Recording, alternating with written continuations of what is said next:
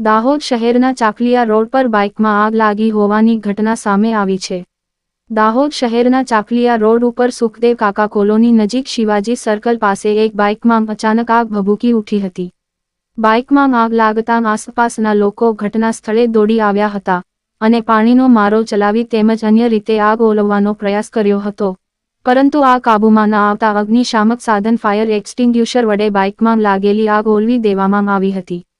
બાઇકમાં કયા કારણસર આગ લાગી તે હાલ જાણવા મળ્યું નથી, પરંતુ બાઇકમાં આગ લાગતા બાઇકને નુકસાન થવા પામ્યું છે।